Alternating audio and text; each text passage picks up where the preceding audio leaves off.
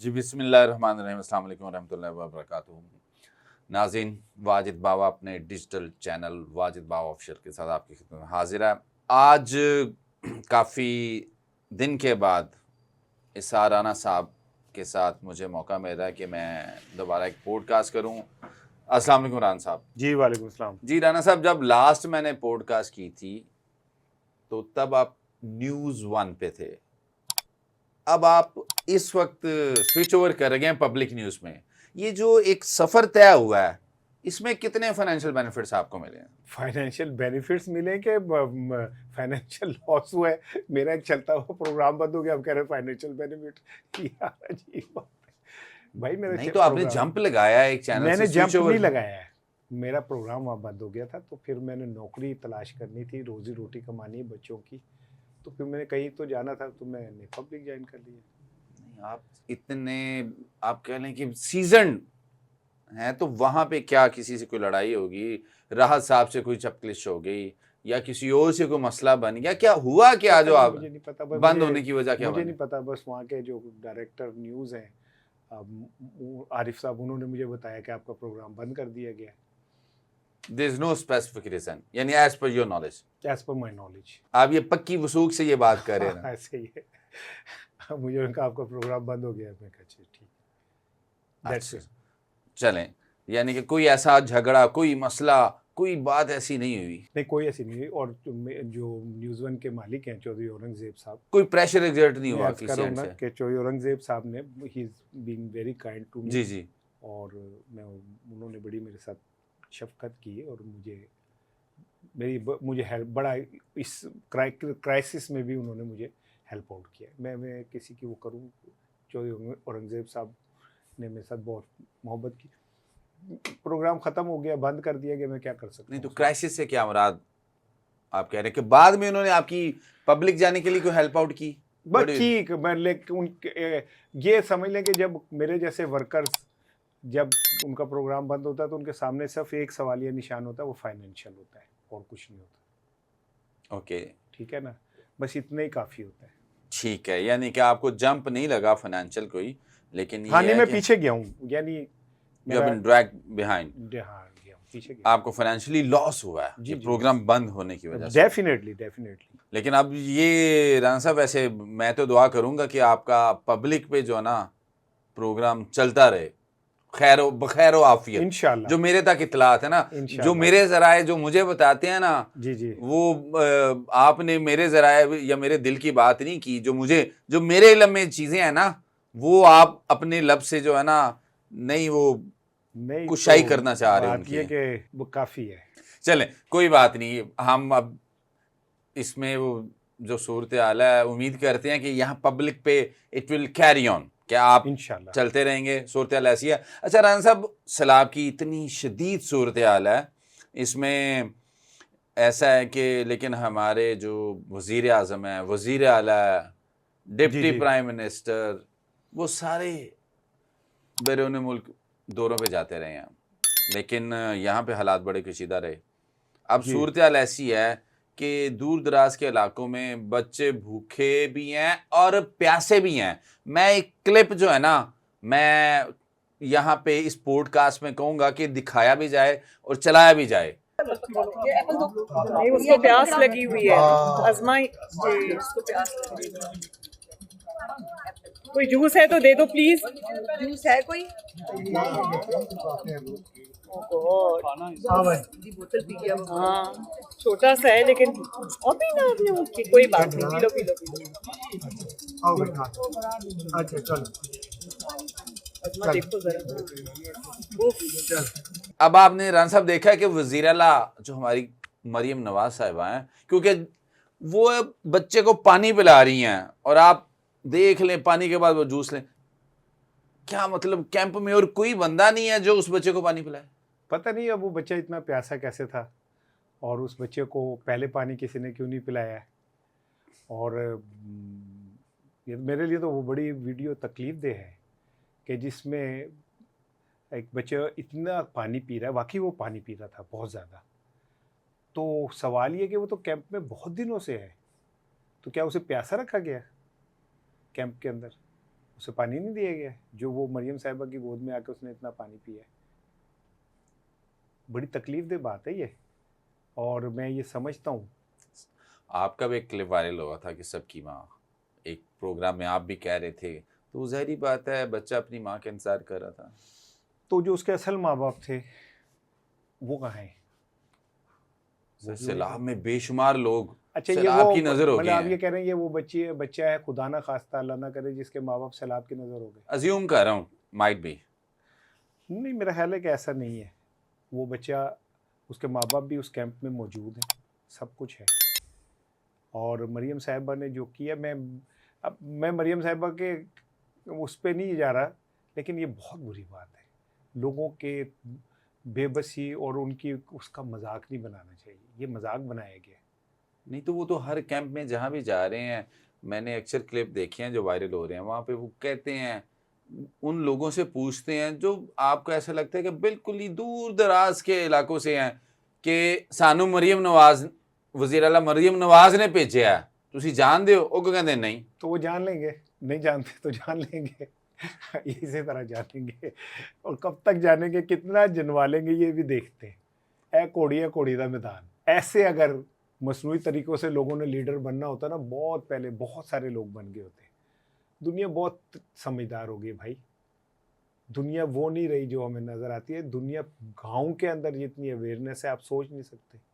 आप ऐसे लोगों को बेवकूफ़ नहीं बना सकते, और ख़ास करके ऐसे मौके पे जब लोग भूखें और आप उन्हें एक थैला दे जिसमें पता नहीं क्या, मैं देख रहा था उसमें आटा वाटा भी नहीं था, पता नहीं क्या चीज़ें डाली गई थी।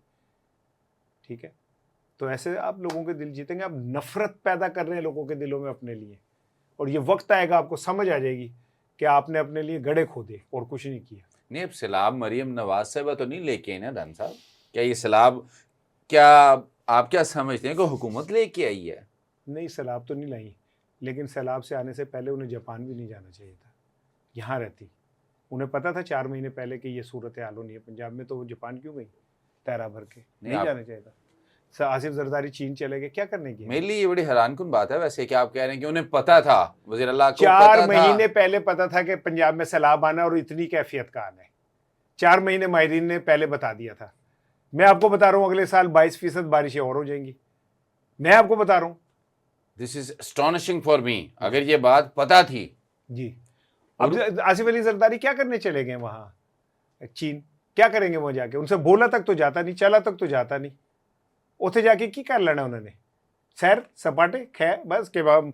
अभी आर्मी चीफ साहब गए हुए थे, शहबाज शरीफ गया था, तो मैं क्यों नहीं जाना? मैं भी होके आऊंगा।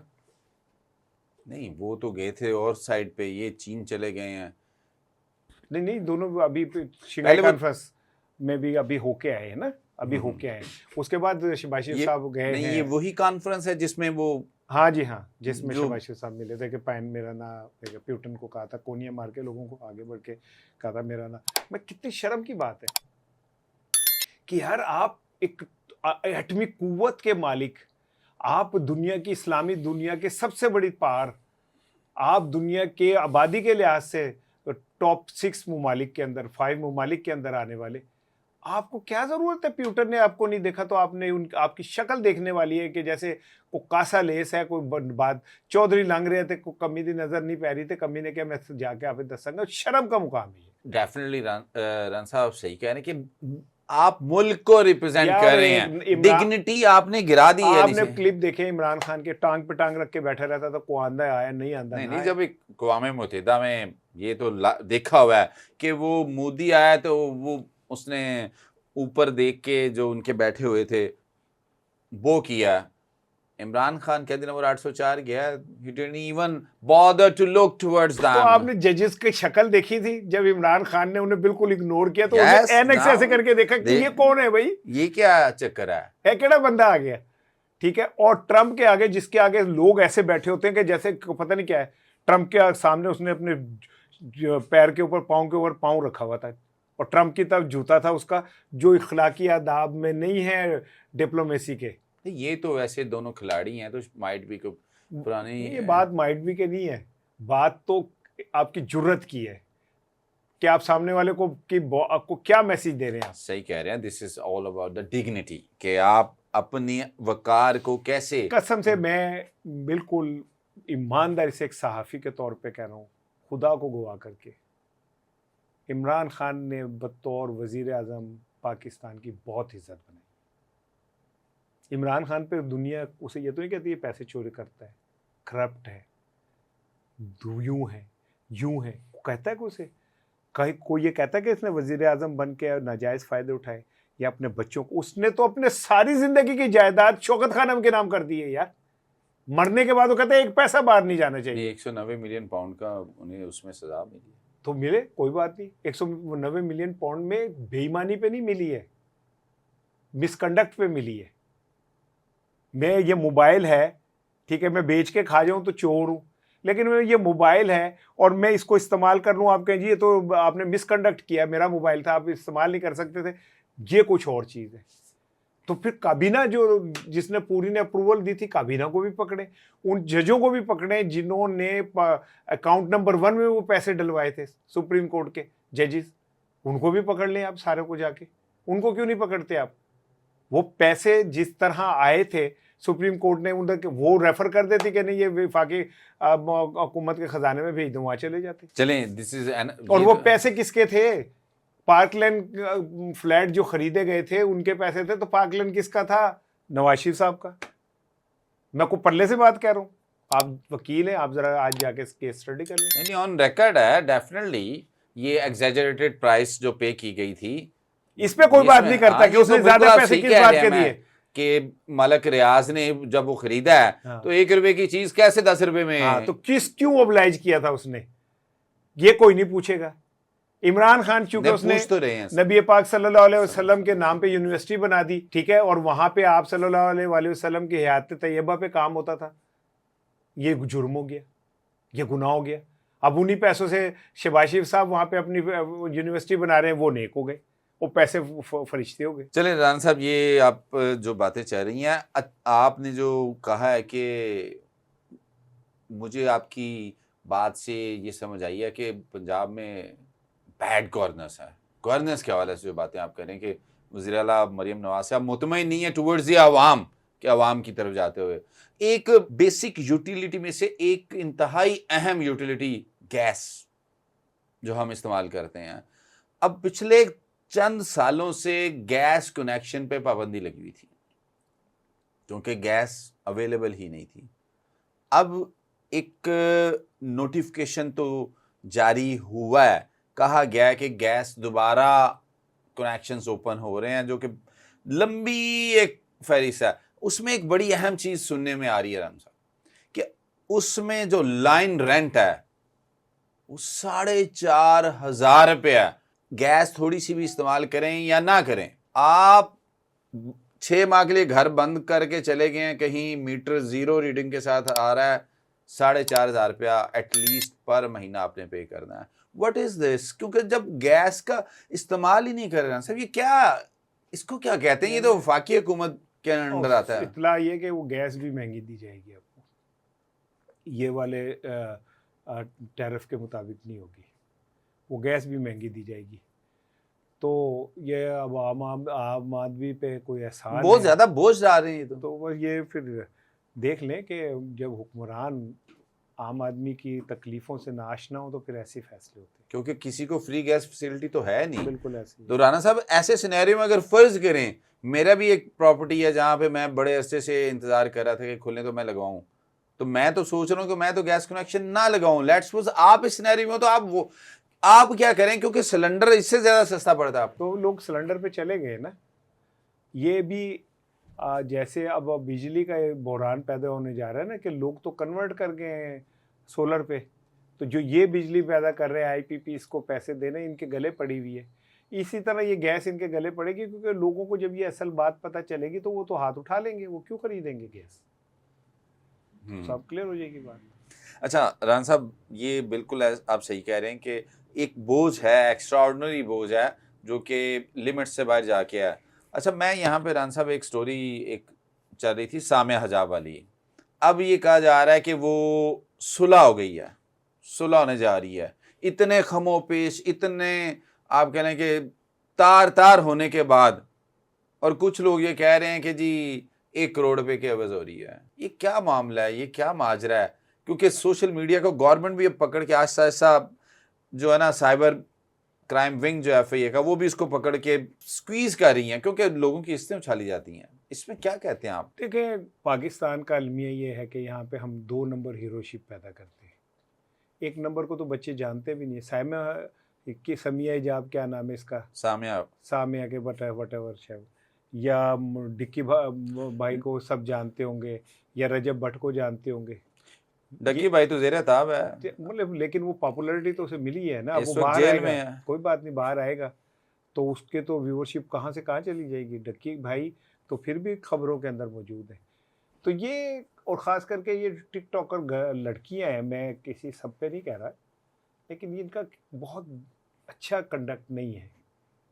और अगर ये सुलह हो जाएगी तो फिर सवाल पैदा ये होगा कि वो जो सारा कुछ था, इसका मतलब ड्रामा था और कुछ नहीं था, और वो लोगों को बेवकूफ़ बनाया गया, लोग बेवकूफ़ बनते रहे। मुझे तो नाम भी आपसे पता चला है, otherwise I am damn care, मुझे कोई इंटरेस्ट नहीं है लोगों। मैं तो इस हवाले से बात करूं क्योंकि राना साहब चीज़ें गुजरती रहती हैं कि सोशल मीडिया का जो इस्तेमाल है हमारे आने वाली नस्ल के लिए, क्योंकि आप जैसे जो जय्यद सहाफ़ी हैं उनको चाहिए कि इस पे एक बाकायदा लेक्चर होना चाहिए। मैं तो ये समझता हूँ कि कैसे इस्तेमाल किया जाए, किस पर्पज़ के लिए इस्तेमाल किया जाए। मैं सिर्फ सोशल मीडिया की बात कर रहा हूँ। कोई क्या है, कहाँ चला गया, डक्की भाई हो गया, पतलू हो गया, दूसरे और लोग हो गए, ये बच्चियों को चाहिए कि अपने आप को कंट्रोल करके रखें। नहीं, बच्चियों को तो चले 24 करोड़ में कोई 5, 7, 10, 15 इस तरह के टिकटॉकर आ जाए तो कोई मैटर नहीं कर रहा। असल तो अवाम का रद्द-ए-अमल मैटर करता है। यस, ये ठीक है ना, कि वो उनके पजीराई कैसे देते हैं। अभी एक शादी में देख रहा था, देख नहीं रहा था, मुझे किसी ने क्लिप दिखाए जिसमें वो नोटों की गड्डियां ऐसे सर पे ऐसे रख के फिर ऐसे फेंक देते थे। तो मैं हैरान हो गया कि जो एक नोट की गड्डी वो ऐसे फेंकता था, वो तो मैं सारे साल की कमाई है। यस, एक मेरे जैसे आदमी की। ये रजब भट्ट की आप बात कर रहे हैं, मुझे नहीं पता और कौन था ये वो। सारी ठीक कह रहे हैं तो ये इतनी हराम की कमाई कहाँ से आ गई? और उन्होंने वो दिखा के, सुना है वो यूट्यूब से इतने पैसे कमा लिए जितने उन्होंने फेंके नहीं थे। तो FIA क्यों नहीं इस पे वो नहीं, मुतहरिक है इस वक्त तो मैं मेरी इत्तला के मुताबिक कि FIA सर्फिंग कर रही है। अच्छा, कि जो पेट्रोलिंग कर रही है, उन्हें PTI वालों से उनको टाइम मिले तो वो इस तरफ आए ना। उनका तो सारा ही मुंह PTI की तरफ है। कोई नारा भी लगा दे तो वो फड़ेगा गया भाई। उनसे निकलेंगे तो इस तरफ आएंगे, ठीक है ना। FIA का तो सारा ध्यान ही नहीं, क्या नाजेबा नारे लगते हैं जो FIA? मुझे नहीं पता, ये तो FIA को पता होगा कि किस बात पे पर्चा आपने करते कहा हैं ना, क्योंकि कानून FIR बनती है। तो कानून पाकिस्तान में है, कानून तो बने हुए हैं, बने हुए हैं। अभी अमेंडमेंट हुई कुछ अर्सा पहले पीका एक्ट में। आप बाजार में जाएं, कितने खूबसूरत लिबास लटके होते हैं, हम पहन तो नहीं सकते, बने होते बस। खूबसूरत लिबास देके तालियां बजाए बस, और कुछ। जी नाज़रीन, राना साहब ने बात की कि कानून यहाँ पे, मैं यहाँ से नेक्स्ट पॉडकास्ट में इंशाल्लाह ताला राना साहब के साथ कानून के हवाले से भी बात करेंगे। लेकिन कानून के बगैर कोई भी मुआशरा रेत की दीवार है, वो चल नहीं सकता। कानून यहाँ पे मौजूद हैं, लेजिस्लेशन अभी भी होती है और माजी में भी हुई। पीका एक्ट में भी अमेंडमेंट इस साल की गई। उसकी इम्प्लीमेंटेशन की एक्सटेंट कितनी है, किस लेवल पे है, ये एजेंसीज की जिम्मेदारी है। और इस कानून पे अमल दरामद करवाना हमारी काबिल एहतराम अदलिया। तो उम्मीद करते हैं कि यहाँ पे हर आम शहरी को कानून के दायरे में रहते हुए अदलो इंसाफ मुहैया होगा। अपना ख्याल रखिएगा। अल्लाह निगहबान।